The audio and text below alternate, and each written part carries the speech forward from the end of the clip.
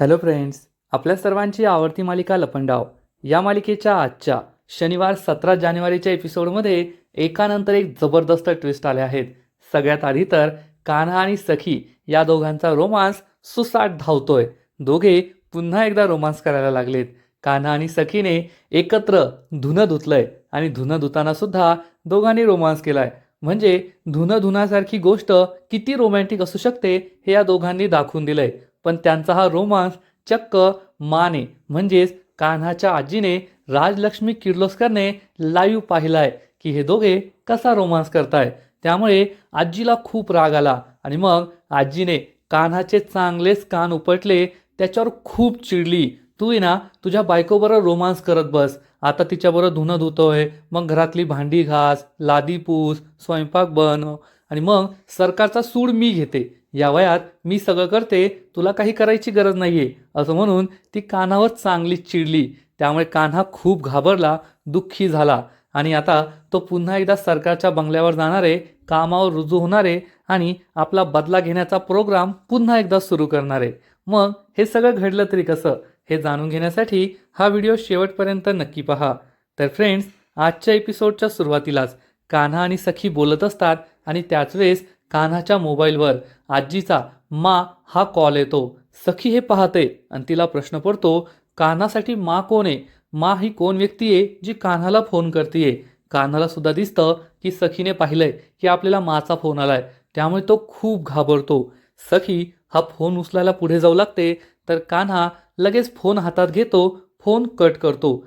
सखी त्याला विचारणार की ही मा कोण आहे, पण हे तिने विचारण्याआधीच कान्हा विषय बदलतो आणि म्हणतो, काय सखी मॅडम, एवढे सगळे कपडे धुण्याचे बाकी आहेत का? आणि आता फक्त अर्धा तास उरलाय, अर्धा तासात पाणी जाईल, एवढं धुणं आपण कसं धुणार?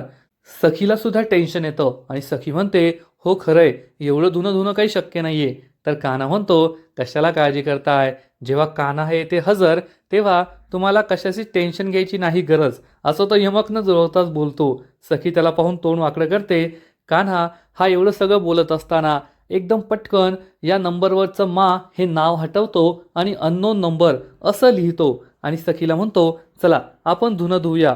तो त्याचा मोबाईल पेपर खाली लपून ठेवून देतो. हे सगळे कपडे उचलतो आणि सखीबरोबर धुणं धुण्यासाठी चाळीतल्या नळावर येतो. तर इकडे सरकारचं खूप डोकं दुखत असतं, तिला टेन्शन आलेलं असतं आणि ती मस्त ब्लॅक कॉफी पित असते, रिलॅक्स होते आणि विचार करते, माझ्या डोक्याचा भुगा होण्याची वेळ आली आहे. त्या दाभाडेचे पैसे कुणी भरले असतील, कुणी हे सगळं केलं असेल? त्या नालायक परशुरामकडून तो काही आशा नाहीये. तो संजय सुद्धा काही बोलायला तयार नाहीये. काहीच कळत नाहीये आता काय करायचं. असा विचार करून सरकार ही आरशासमोर येते. तिचं डोकं खूप दुखत असतं आणि त्याच वेळेस तिला चक्क सखीच्या हसण्याचा आवाज येतो.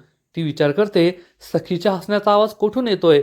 आणि ती आरशात पाहते तर तिला तिच्या मागे चक्क सखी दिसते. हा सगळा तिचा भास असतो. सखी तिच्यावर जोर जोरात हसत असते. सरकारला समजतं की हा तिचा भास आहे. मला का हा भास होतोय? सखी हसताना का दिसतीये? असा विचार करून ती मागे वळून पाहते तर सखी तेथेच उभी असते आणि सखी म्हणते, सरकार, मी तुमचा भास नाहीये, मी खरोखर येथे आलीये. तुमचे सगळे प्लॅन फ्लॉप होत आहे ना, म्हणून मला हसू येतोय. सरकार चिडून म्हणते, हा माझा भास नाहीये ना, तू खरी आहे ना? मग हे प्रॉपर्टीचे पेपर्स घे आणि यावर सही कर. संपूर्ण प्रॉपर्टी माझ्या नावावर कर.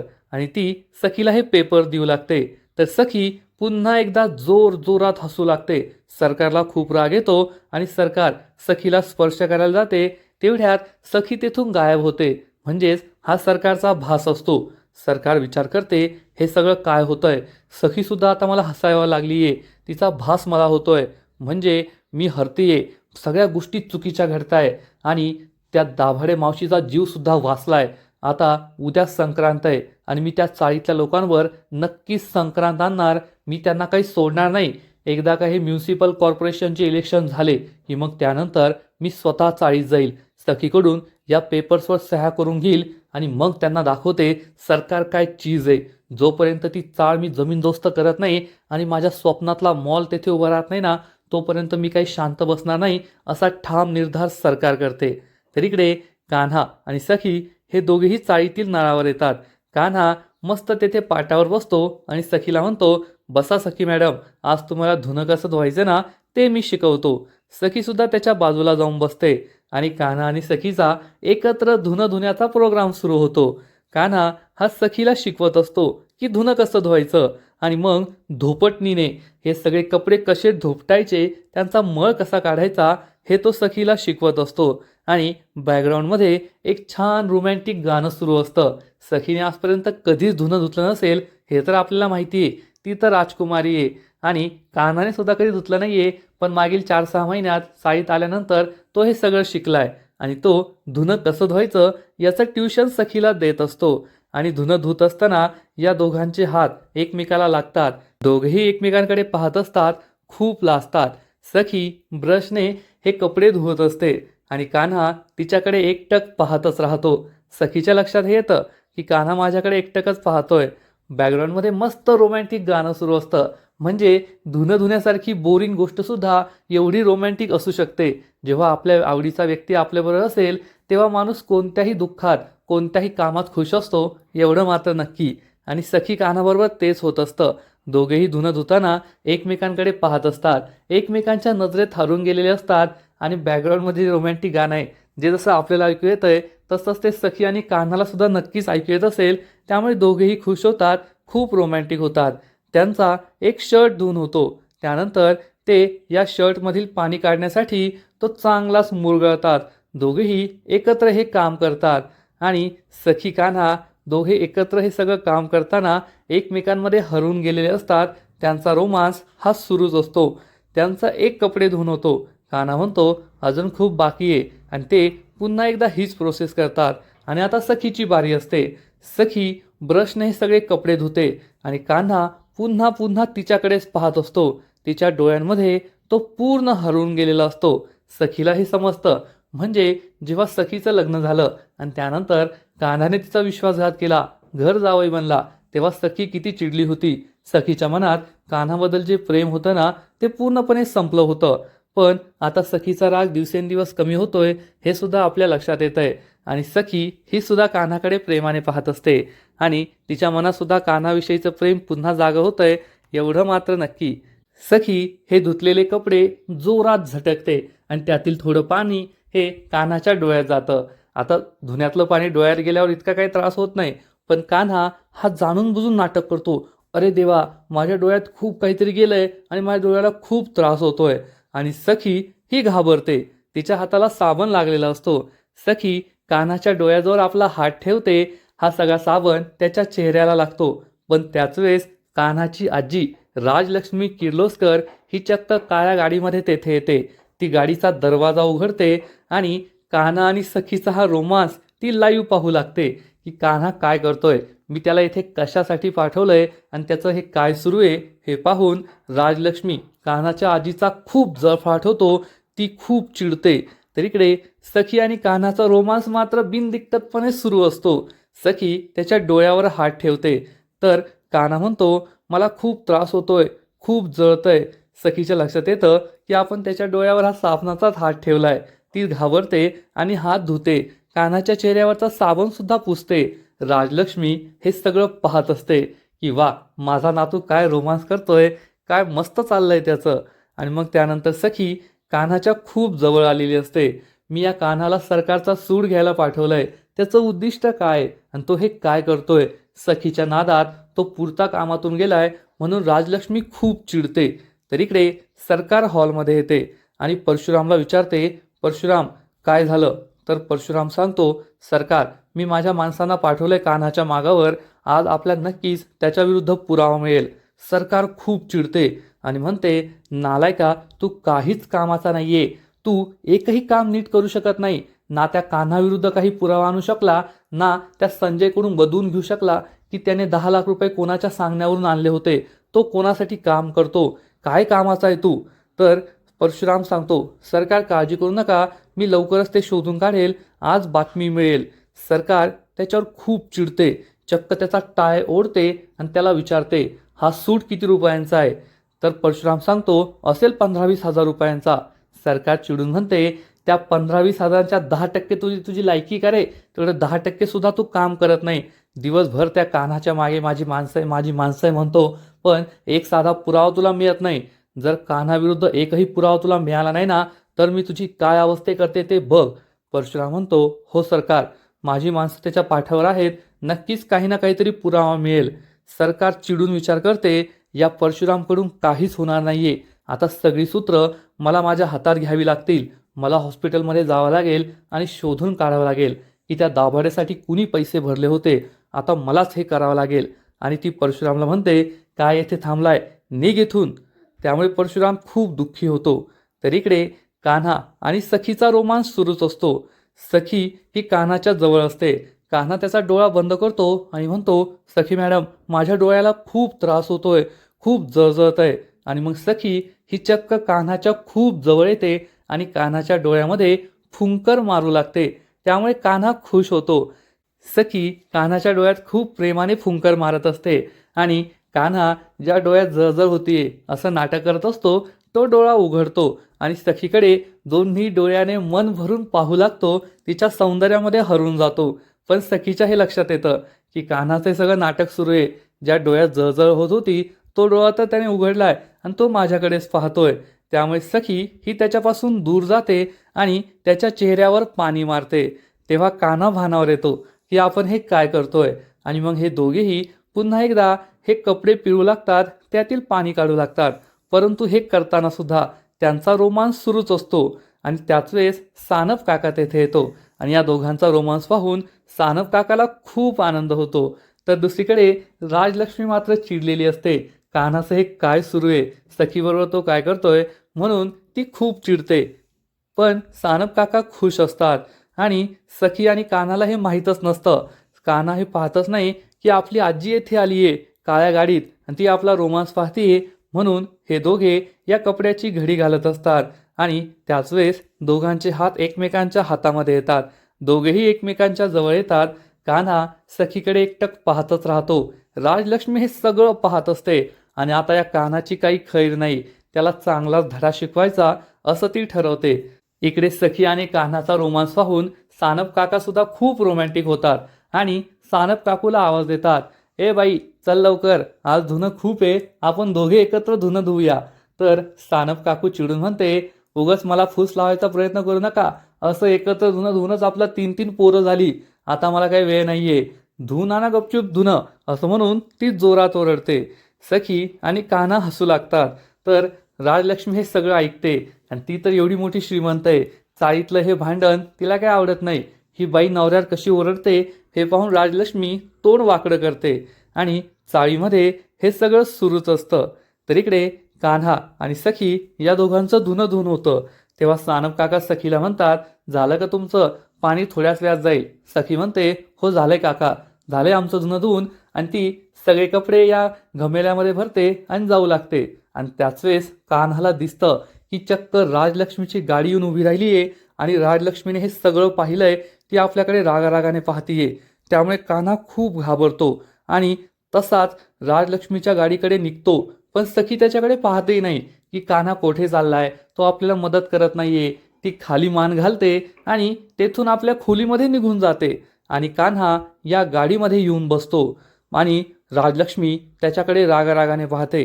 इकडे सखी ही तिच्या खोलीमध्ये पोहोचते आणि हे सगळे धुतलेले कपडे पाहत असते. आणि त्याच वेळेस इकडे राजलक्ष्मी चक्क आपला मोबाईल कान्हाला दाखवते आणि कान्हाच्या मोबाईलवर फोन लावते. कान्हाला दिसतं की आजीने माझ्या फोनवर फोन लावलाय. तो आपला फोन खिशात पाहतो तर त्याच्या लक्षात येतं, माझा फोन तर रूममध्येच राहिलाय आणि सखी रूममध्ये गेलीये. राजलक्ष्मी या फोनवर फोन लावते. त्यामुळे कान्हा खूप घाबरतो.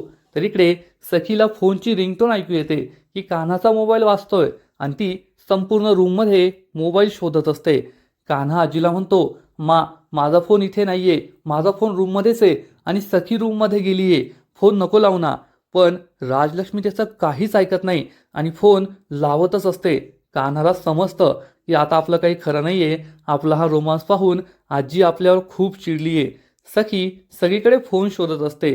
तेव्हा तिला पेपरखाली कान्हाचा फोन सापडतो. यावर अननोन नंबर असं लिहिलेलं असतं. सखी फोन उचलते आणि हॅलो असं म्हणते. इकडे कान्हा आणि आजीला हॅलो आवाज येतो. त्यामुळे कान्हा चांगलाच घाबरतो. तेव्हा ही कान्हाकडे पाहते.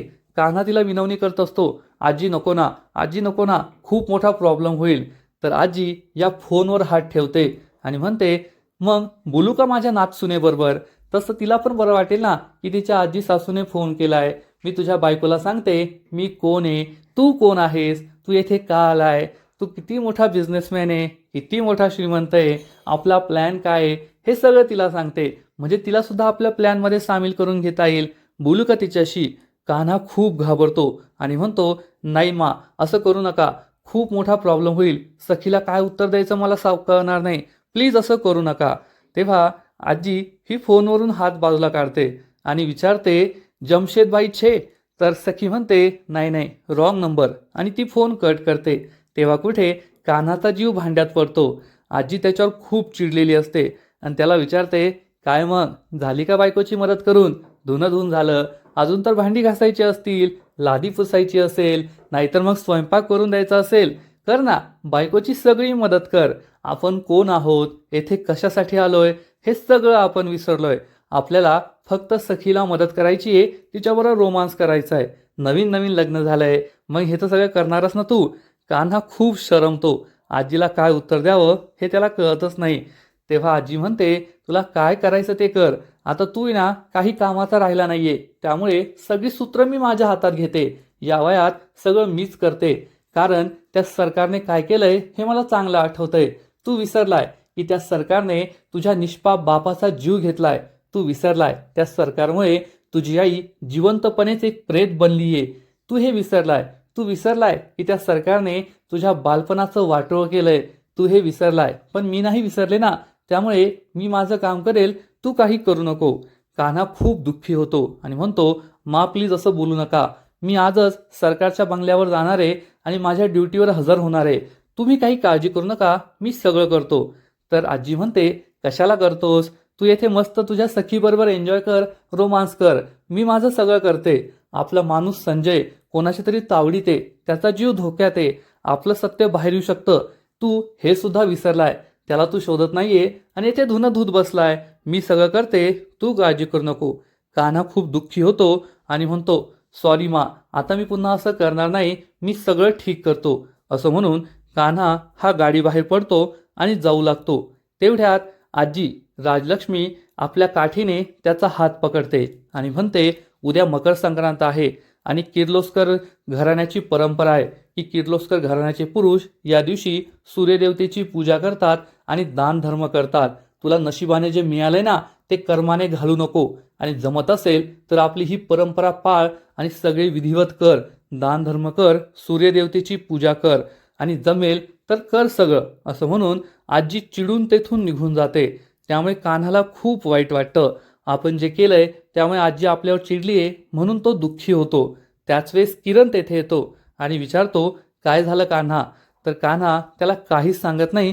तो तोंड पाडून तेथेच उभा असतो आणि आजचा एपिसोड संपतो. तर फ्रेंड्स, एकूणच लपंडाव ही मालिका खूप भारी आहे. आजचा एपिसोड तर खूप मस्त होता. एकीकडे आपल्याला कान्हा आणि सखीचा धुणं धुताना रोमांस पाहायला मिळाला, पण आजीने त्यानंतर कान्हाला जे काही सुनावलंय, त्याचे कान उपटले ना, ते पाहायला सुद्धा खूप मजा आली, एवढं मात्र नक्की. आजचा एपिसोड तर भारी होता, पण या मालिकेचा पुढील एपिसोड आणखीन भारी असणार आहे. आणखीन मोठा ट्विस्ट येणार आहे.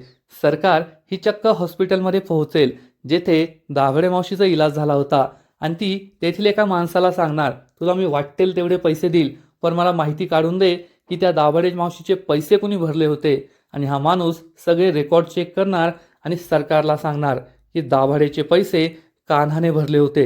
हे ऐकून सरकारला मोठा धक्काच बसेल. कान्हाने चक्क 10 लाख रुपये भरले, त्याच्याकडे एवढे पैसे आले तरी कुठून, हा प्रश्न तिला पडेल. आणि मग थोड्या वेळानंतर कान्हा आजीला सांगितल्याप्रमाणे सरकारच्या बंगल्यावर पोहोचणार आणि परशुरामला सांगणार, मला सरकारला भेटायचं आहे. पण परशुराम त्यासाठी नकार देईल आणि म्हणेल, नाही नाही, तुला सरकारला भेटता येणार नाही, सरकार खूप बिझी आहेत. कान्हा हा चक्क परशुरामला विनवणी करेल, मला प्लीज त्यांना भेटू द्या, माझं महत्त्वाचं काम आहे. पण परशुराम काहीच ऐकून घेणार नाही. आणि त्याच वेळेस सरकार तेथे येईल आणि परशुराम चक्क कान्हाला तिला भेटू देत नाहीये म्हणून त्याच्यावर जोरात ओरडेल, परशुराम, हे काय करतोयस तू? तुझी एवढी हिंमत का? त्यामुळे परशुराम चांगलाच घाबरणार. तर दुसरीकडे कुल्फी ही चक्क दाभडे मावशीला भेटायला सखी सदन चाळीत येणार. तिच्या मागे मागे गौतम सुद्धा येईल आणि गौतम कुल्फीवर खूप ओरडेल आणि म्हणेल, तुला सांगितलं होतं ना, मला न सांगता इथे नाही यायचं. ही खूप डेंजरस जागा आहे. येथे येणं तुझ्यासाठी खूप धोकादायक आहे. आणि हे सगळं सखी ऐकणार. सखी ही गौतमला विचारेल, काका तू असं का बोलतोयस? आजपर्यंत तर तू असं कधीच वागला नव्हता. घरात काही झालंय का? काही टेन्शन आहे का? असं म्हणून ती काकाला सगळं विचारणार. पण गौतम खूप टेन्शनमध्ये येईल. कारण आपल्या सगळ्यांना माहिती आहे, गौतमकडे सखीला सांगण्यासारखं खूप काही आहे. पण सरकारने त्याला जी धमकी दिली आहे, की जर तू सखीला काही सांगितलं तर मी तुझ्या लेकीचा जीव घेईल, मी कुल्फीला जिवंत सोडणार नाही. त्यामुळे गौतम हा सखीला काहीच सांगणार नाहीये. तर एकूणच लपंडा मालिकेत आणखीन खूप भारी भारी ट्विस्ट येणार आहे. तर फ्रेंड्स, तुम्ही सुद्धा एक्सायटेड आहात ना हे मालिका पाहण्यासाठी? नक्कीच कमेंट करून सांगा. आणि लपंडा मालिकेचे असेच नवीन नवीन अपडेट्स सर्वात आधी जाणून घेण्यासाठी व्हिडिओला लाईक करा, शेअर करा, चॅनलला सबस्क्राईब करून बेल आयकॉनवर क्लिक करा. म्हणजे या मालिकेचे नवीन नवीन एपिसोड तुम्हाला सर्वात आधी पाहायला मिळतील. खूप खूप खूप धन्यवाद.